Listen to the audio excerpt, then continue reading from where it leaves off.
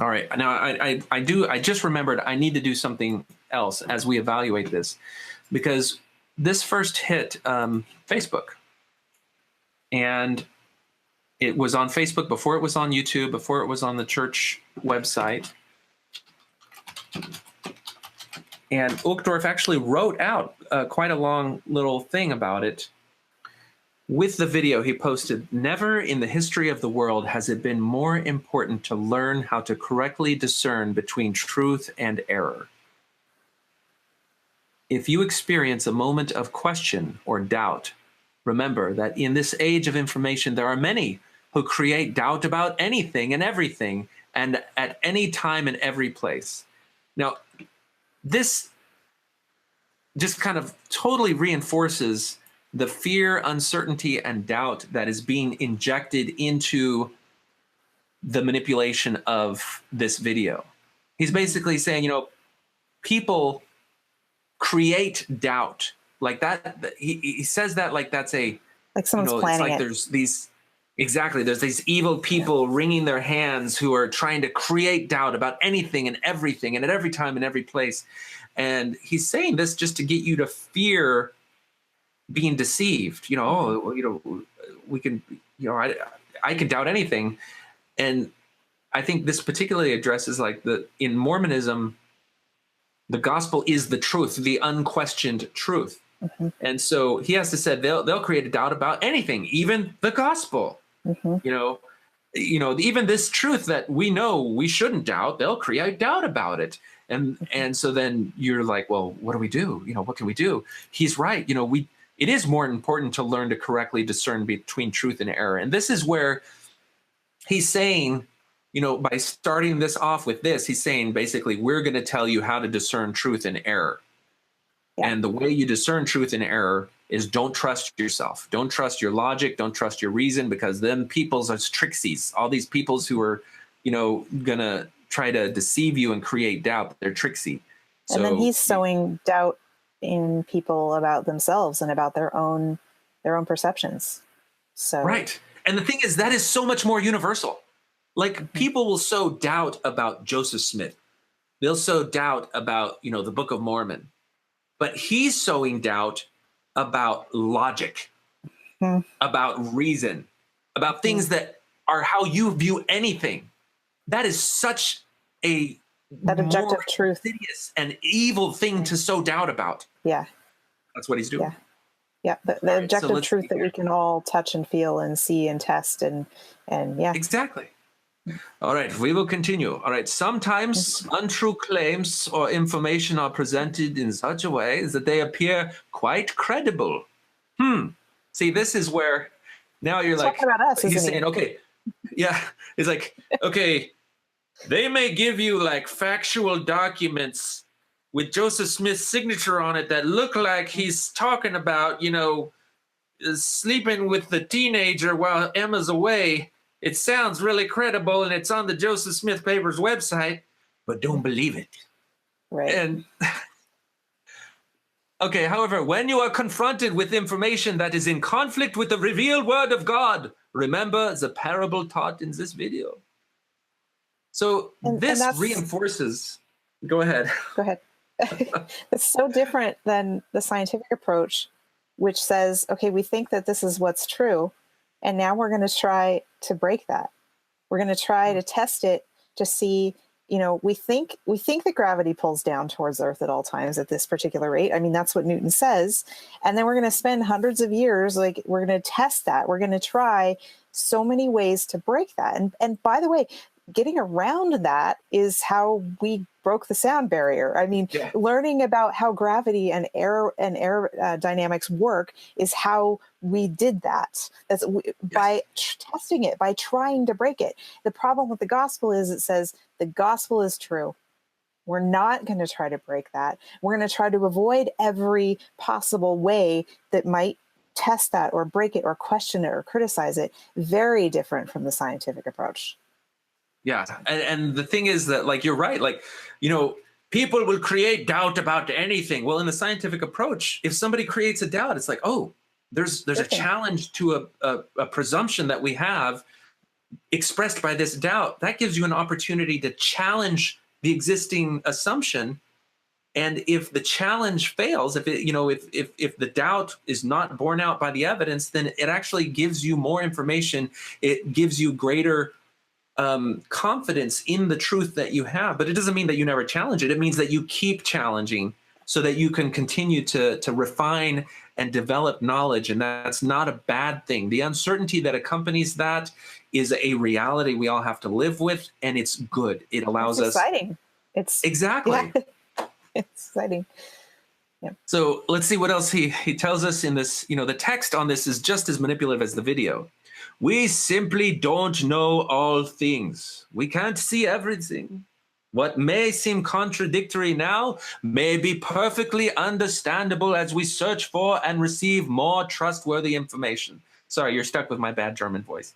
What it may seem contradictory that Joseph Smith would send people on missions and marry their wives while they were gone. But just hold that off in the back of your head, because we will learn more information later. It may seem contradictory that he did not abide by any of the guidelines in Doctrine and Covenants 132 for engaging in polygamy. It may seem contradictory that his first wife came before the sealing power. But just hold off your judgment. It's blatant manipulation, and it's telling you to unplug your brain. Yeah. All right. I'm so glad that you're calm in all this, because I'm just like, all right, because the glass darkly. Thank you. Okay, because we see through a glass darkly, we have to trust the Lord. Read, we have to trust people who tell you what God says for you, who sees all things clearly. We have to trust the Lord, who sees all things clearly, except for that time when he told Brigham Young that blood atonement was a thing and you needed to shed people's blood. And so we killed the Mountain Meadows Massacre Fancher Party. Except for the time where we, for over a century, told black people they deserved the shackles that we put upon them. Except for the times that we told people that they, needed to marry heterosexually and that would cure their gayness. There's so many caveats, so many examples where the brethren got this so wrong.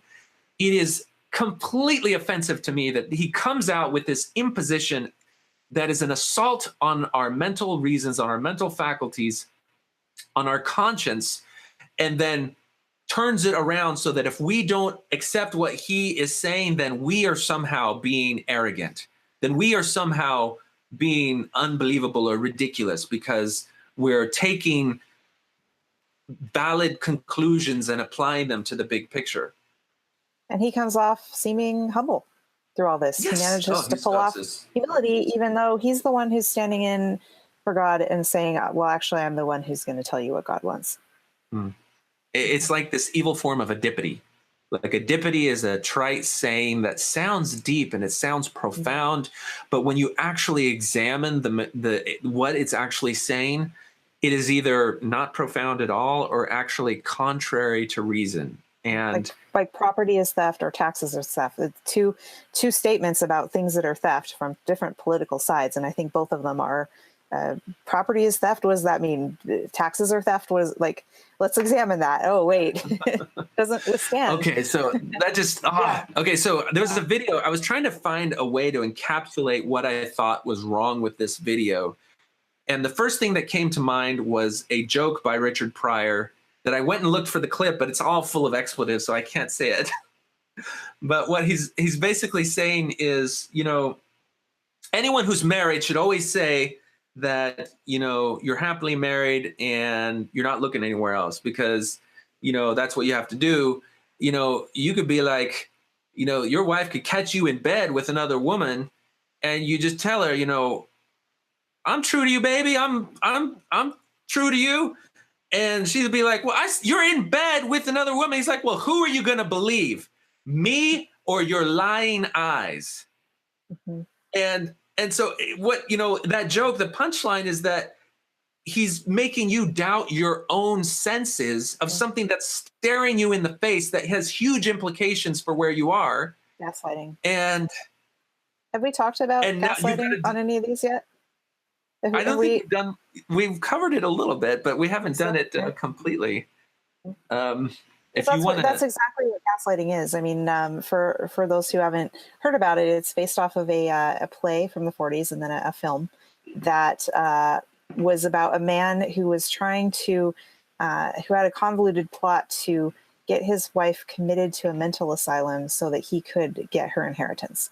And so he would do things like it was set before electric lights, so he would adjust the dim the lights or flicker the gas to make the lights flicker. And then when she would say, did you see that? The lights are dim, the lights are flickering. He would say, no, I didn't see that. And he was trying to drive her crazy. And so this term has come into popularity recently. It's been used this way in academic circles for a long time, but recently as a form of psychological manipulation where you deny someone else's perceptions, their concrete senses, what they can see and feel and touch. You deny it right to their face, and it breaks people. I've been gaslit before. I've been through a program of gaslighting from one of my exes, and it's psychologically just devastating because you get to the point where you're so constantly you're having this social affirmation that what you saw happen didn't really happen, that eventually you begin to doubt your own senses, you doubt your own sanity, and it breaks people. So I think we should do a episode devoted to gaslighting in the future, because there's so many subtle ways that it's done that it's important to really understand how to identify it, because it can be so damaging. So let's definitely make that the subject of a future talk. Since I couldn't find the Richard Pryor clip, so Richard Pryor stole the joke from one of my favorite comedians, the Marx Brothers. So there's a movie called Duck Soup. This is the first time the joke was ever out, was in the stage play that preceded the movie. So I found the clip. I'm going to see if I can do it. I'm going to set it up. So basically, they're trying to get the plans from Margaret Dumont for this war that's happening.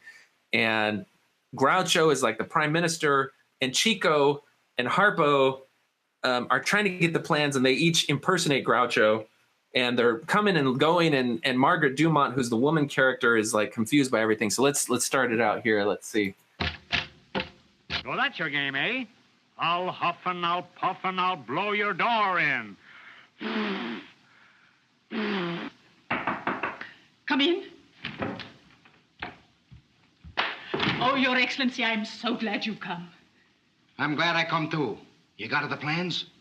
Why, Your Excellency, you sound so strange. Why are you talking like that? Oh, well, you see, maybe sometime I go to Italy and I'm practicing the language.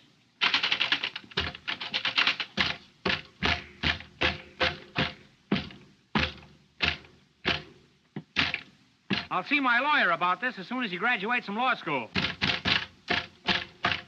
Okay, hold on. Your dialect is perfect. I could listen to you all night. That's all right, but I can't stay here all night. Where's the plans? They're in the safe downstairs. I'd write out the combination. So that was Chico. This is Harpo. Chico hid under the bed. Oh, there you are. Harpo doesn't talk. Here's the combination. Is that clear?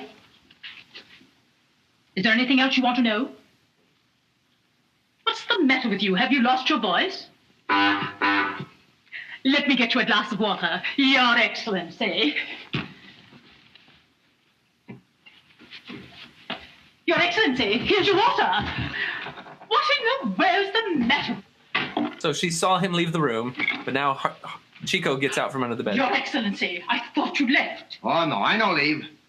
But I saw you with my own eyes. Well, who are you going to believe, me or your own eyes? Oh. And there it was. I'm sorry. That was the first time that joke ever happened. It's cleaner than Richard Pryor did it. But the way I see it is kind of like the parable we started with, where what Uchtdorf has done with this animation, with this part of his talk, is he's told people, who are you going to believe? Mm-hmm. Us, the leaders who convey God's truth to you, or your own eyes, your own logic, your own conscience? Mm-hmm. Your own inner sense of morality and direction, your own spark. Yep. Right. Mm-hmm. Because, you may feel like you should completely endorse and love your gay child and the person they've chosen to live with. But, instead, you need to do what we tell you to do. tolerate them to an extent, but not fully and completely, and not, not celebrate the choices they make in their life for their loved ones. And not love them unconditionally, which is what Christ taught. Yeah. And so, by saying, who are you going to believe, me or your own eyes, or your own rationality? Then if you see that that's exactly what this video, what his little paragraph was, then it sort of reveals the unethical, manipulative nature and position that these men have, that this video conveys. And I'm hoping that by going through and looking at how it controls, we can help people see, the levers that are being pulled, so that they can pull themselves out of that, that mire of manipulation, because it controls the choices you make and how you see the world around you and how you see yourself. Yeah. Yeah. All right. Any other closing thoughts on this? I meant to ask you, I meant to ask you, when you were coming out of Mormonism, like, how did this parable inform you, and how did it become so meaningful? Yeah, I just, to me, it said that the truth is bigger than what any one person says that it is, what any one prophet or imam or preacher or spiritual leader says it is, that the truth. And I think that was exciting to me, this idea that we have a vast universe to explore. We have the vast soul of humanity, of our own internal worlds and the social worlds of other people and these cultures that we create, that all of the things about the world are so exciting. And this idea that I don't need to be led by any one person, because nobody knows what the elephant looks like, that I'm free to use my own perceptions, my own interests and drives and desires and curiosities, that I can go out and explore that world. I can read other authors. I can anything I want. I can do my own experimentation in my life, and make my own decisions, and look at those results, and rinse, repeat, try again. That was exciting to me, rather than this idea that I have to find that one truth, whoever that is, and maybe it's not the Mormon truth, maybe it's something else. I think part of it too has to do with how I left the church.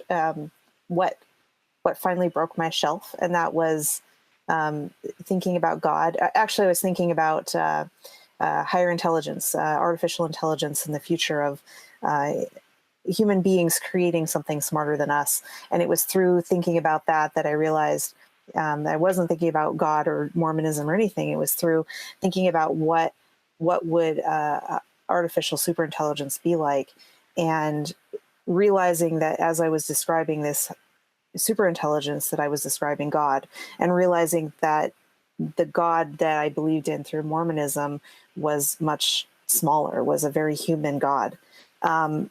I think that probably has a lot to do with how this story resonated with me, because I was in that space of being like, well, first of all, I don't think there is a God, at least not through any way that any revealed person has ever described on earth.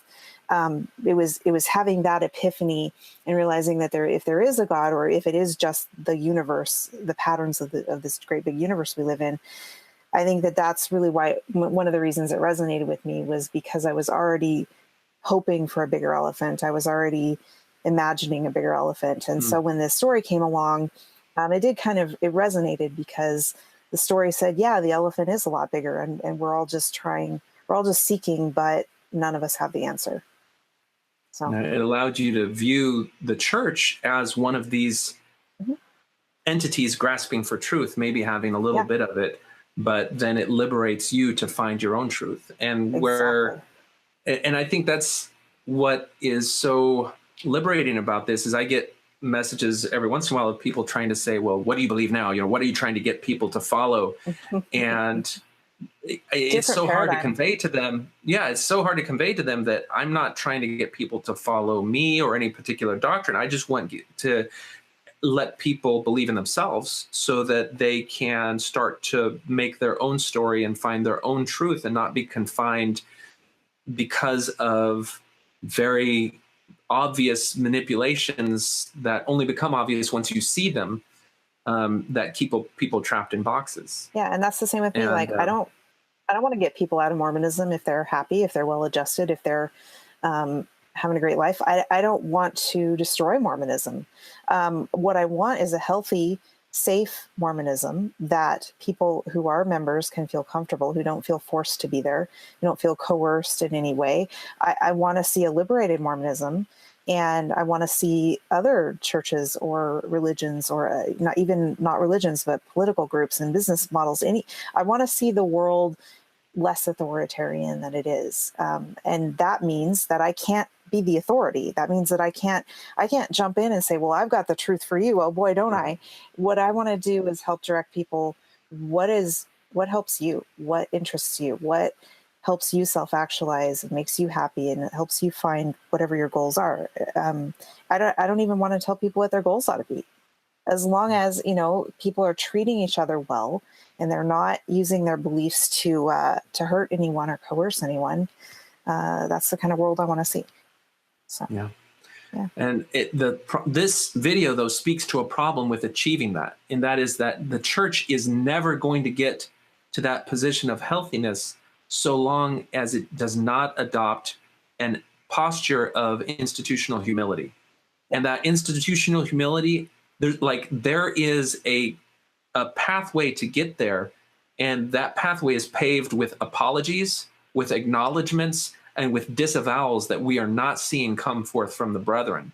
Because when those apologies and acknowledgments of past mistakes and disavowals of false doctrines and hurtful teachings, when those things get made, then it undoes the spell that they have, where people are able to surrender their judgment and their conscience to these men, because they become skeptical and they become protective of themselves, because they know that these guys don't have any special connection. They're just human, grasping, seeing just as darkly through a glass as we are. And so if there's a conflict between my personal judgment and theirs, if it's over something that I have a higher hierarchy of values on, such as my love for my child, then I'm going to stick with my own judgment above theirs any day of the week. And they fear loss of control. They fear loss Absolutely. of membership, loss of money, and loss of control of those members. Yeah. So when this video came out, I was like, I got to fix it. And so I created an alternate version of this video, complete with my terrible German accent, just so that people might be like, is that Dieter? I don't know exactly what.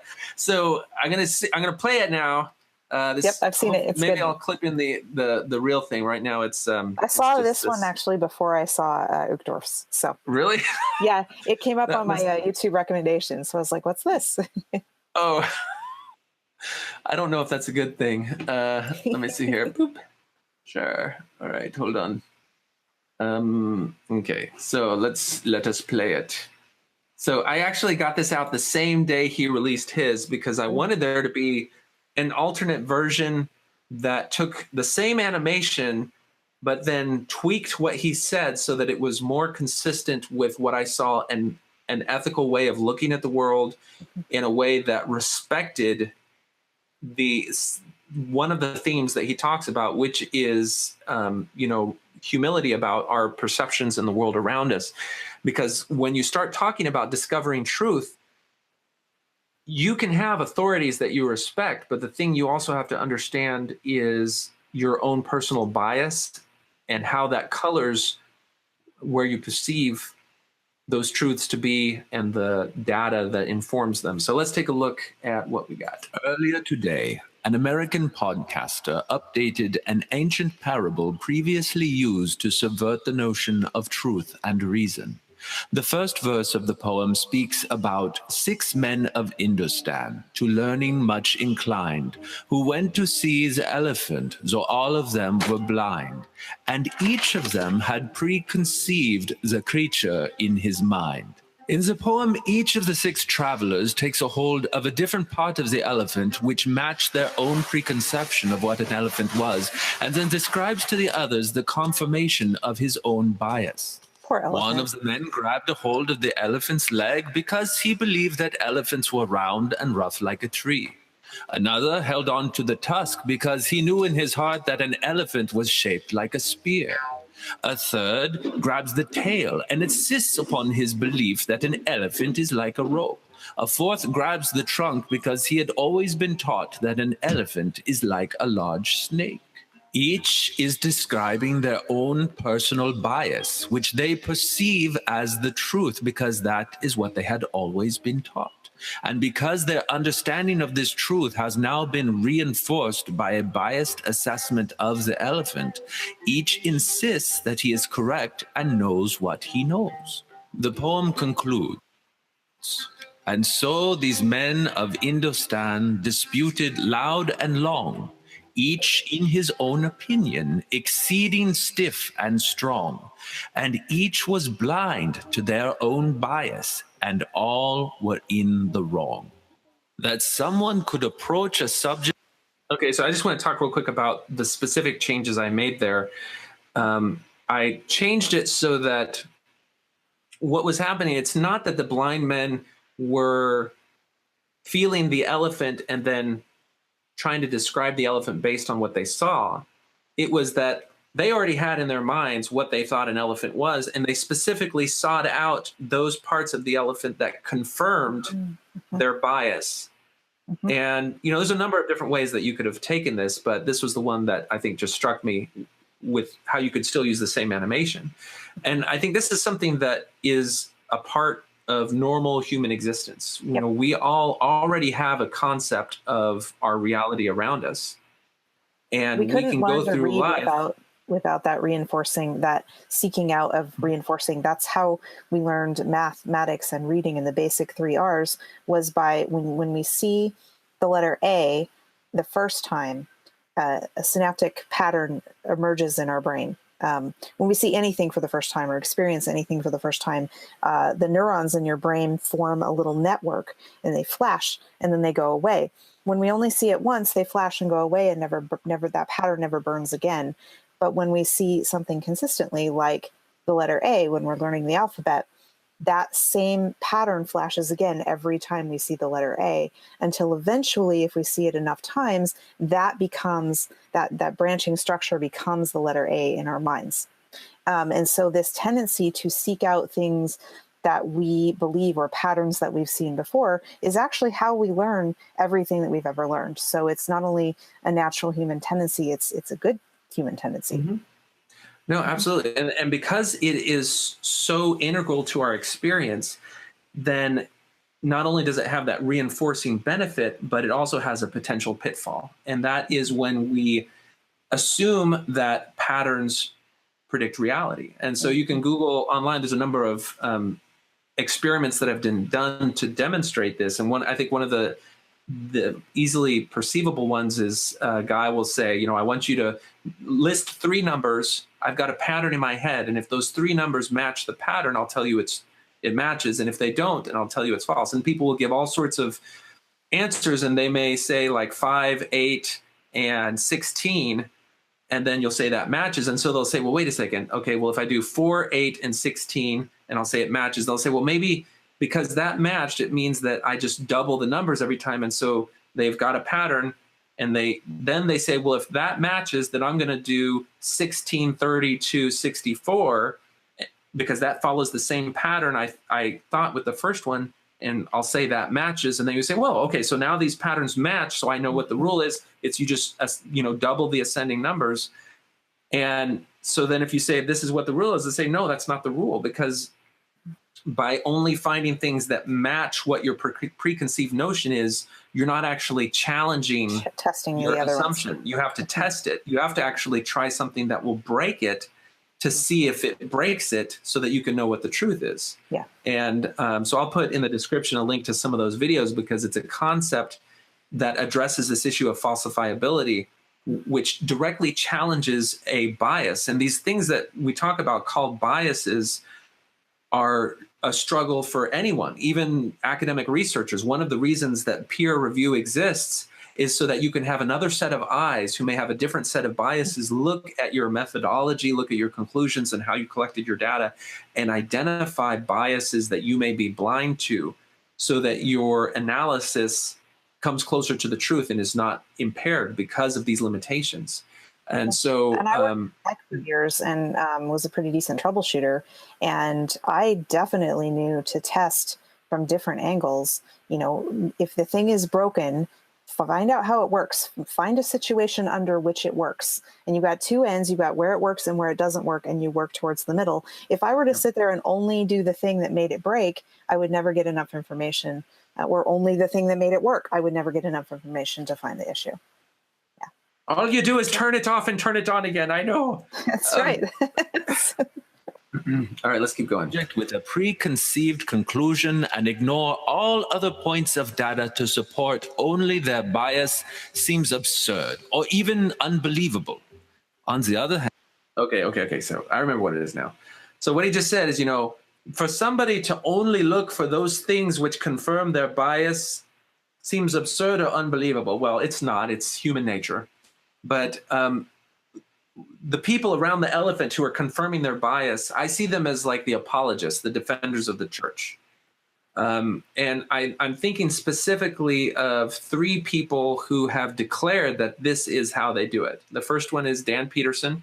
The second one is Robert Millet. And the third one is Kerry Muehlstein. Now, each of these people have their own domain. Kerry Muehlstein does Egyptology. Dan Peterson does like Far Eastern ancient religious studies, and Bob Millet is more of a theologian and an ancient scripture guy at BYU. But I have recordings and articles from each of them saying the way I approach the gospel is I assume that it's true. And for Muehlstein, this means I assume the Book of Abraham is true. I assume the translations of the papyri are true. And then when I look at data, I only accept data that fits that paradigm. Mm-hmm. And that's how I do my research. Now, the fact that these guys have PhDs. I think proactively, intentionally doing that is despicable. I mean, doing it on accident because it's human nature is okay, whatever. But man. Right. And the thing is that these guys are like academics. Yeah. And to hear them specifically say, this is how I approach the subject, like that should be an embarrassment. Mm-hmm. Because if you exist in academic realms and you say that, people like whoever funds you, whoever does peer review needs to know that, because that is going to severely taint how they see your conclusions. Yeah. And I actually wrote to Kerry Muehlstein and I told him, you know, we've got this article with you saying that, and a lot of people are criticizing you. They're saying that you're playing into a bias in an open way, and it erodes your credibility. And he wrote back. I mean, I was really surprised. What he wrote back was disappointing to me because he actually doubled down on his bias. Mm-hmm. And I feel like it actually hurt his credibility. And I haven't gone public with it because I want to continue the dialogue and maybe see if we can explore the nature of bias and maybe get him to modify his position. Mm-hmm. Because, you know, he's got a family that depends on his academic credibility, and I don't want to jeopardize that. Mm-hmm. But he is unabashed in doubling down on this on what is, to anybody's perspective, a complete bias, a confirmation bias, and that's how he approaches his research. You know, if you were, you know, he's got some publications that have proven something that was previously not really considered, that there was human sacrifice in this area in the Middle East. And the people that peer reviewed his documents with his conclusions over the evidence may not understand that his conclusions are colored by this preconceived notion that since the Book of Abraham has stories of human sacrifice, then it's up to him to find every bit of evidence that could support the notion that human sacrifice occurred in that area at that time. Mm-hmm. And that is feeding all of his conclusions. That's an important piece of data for anyone doing peer research to know, because their beginning assumption would be that he would allow any conclusion to stand, even if it contradicts a previously held belief. That is a more academically honest way to approach it. Mm-hmm. But so he was one of the people that I had in my mind as I went through this. So I don't know if I'm ever going to release that email. All right. And can we recognize ourselves in these 6 blind men? Have we ever been guilty of the same pattern of thought? We have so many examples of things that mankind once knew were true but have since proven false. For example, in spite of one-time overwhelming consensus, the Earth isn't flat. The stars don't revolve around the Earth, and of course, man actually can fly, even break the sound barrier. Often, truth is rejected because it doesn't appear to be consistent with things we have long been taught and assumed were true without questioning those assumptions.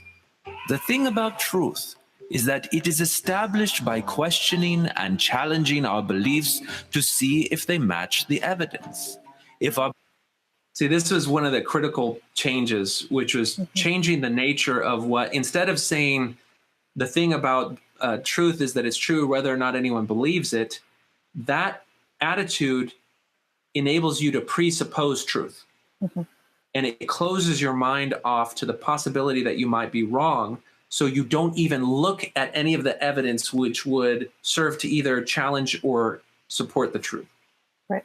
And I think that's a struggle we all have when we talk to people about the churches. They're not even willing to consider the possibility that it would be wrong. Yeah, and it's very limiting. And one thing the church does teach that technically they teach that other religions have some of the truth. And I believed that when I was still Mormon. I believed that there was other truth, but then of course the church has the perfect truth, has the whole truth. And because of that, as a Mormon, even though I have an inquisitive mind, I didn't feel free to go read books on Wicca or Taoism or whatever random thing. I felt free to read books on psychology, and I did, and certain aspects of philosophy, and I did. But somehow, even though I believed there was truth in other religions, I didn't feel free to read books written from other perspectives, other spiritual perspectives.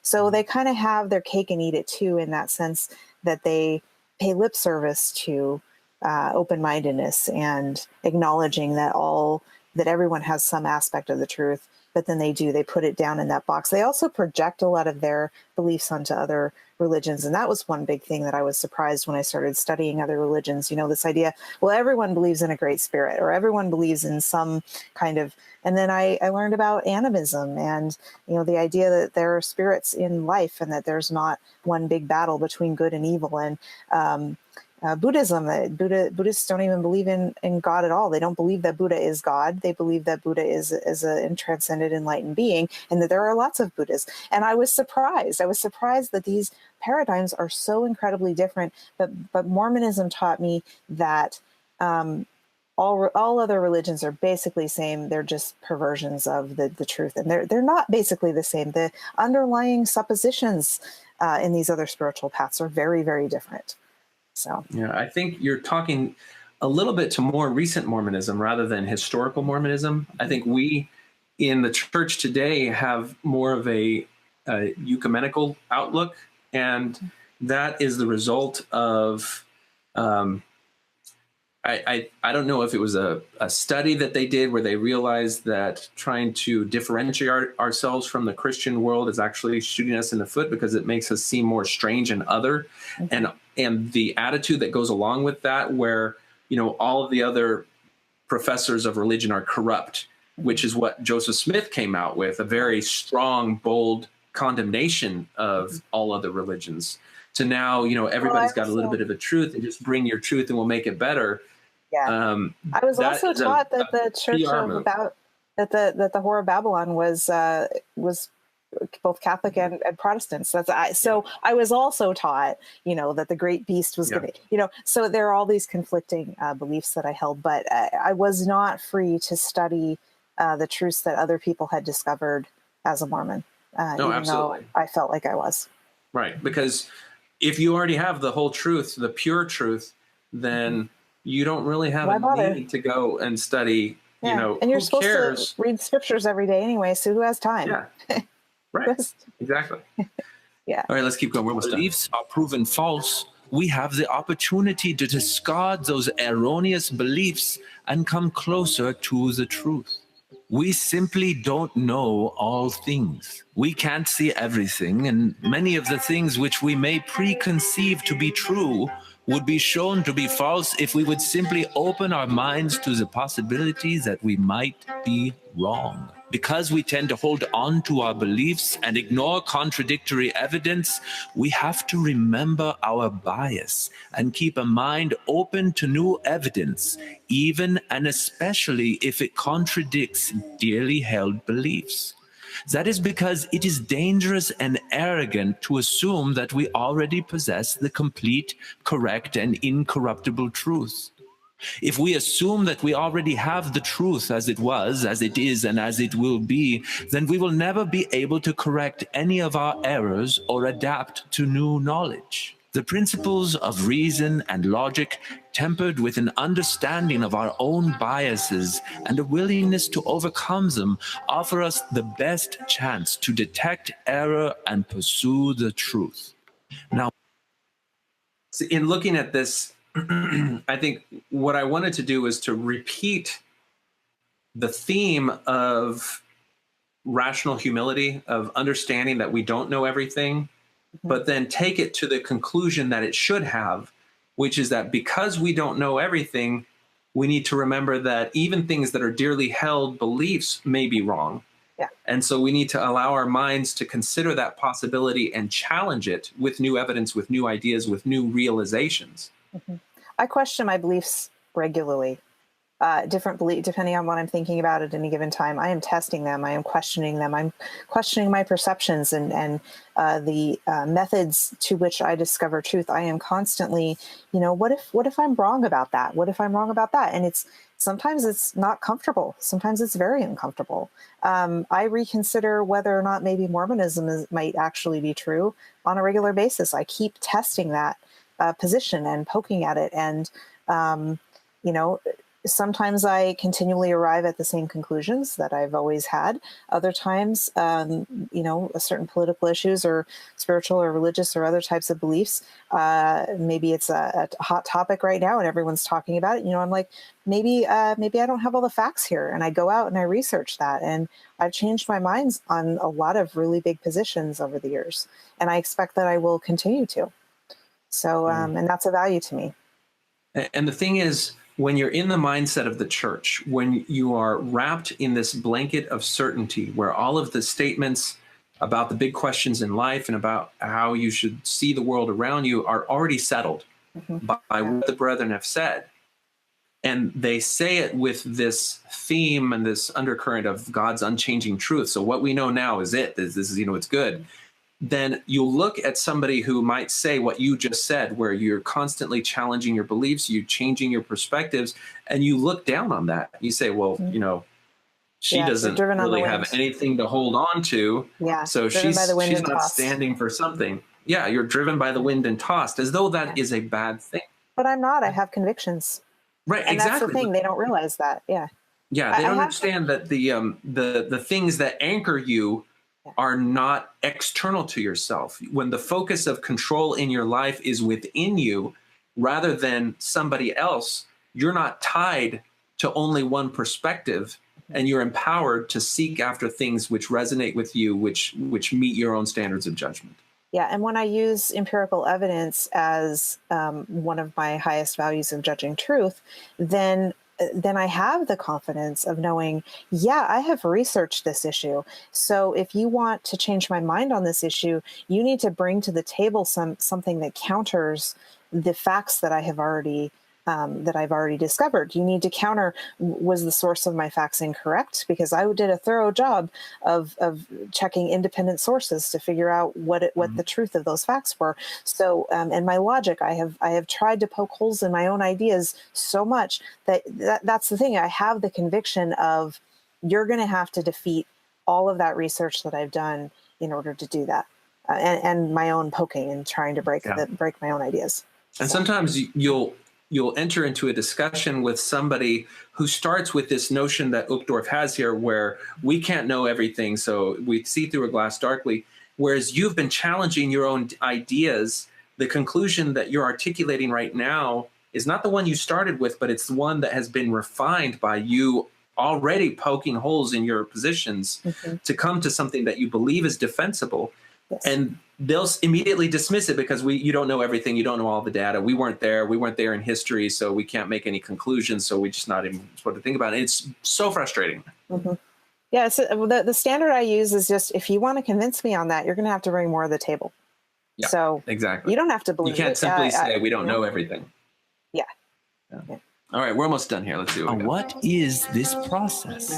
It is the process of rational thought.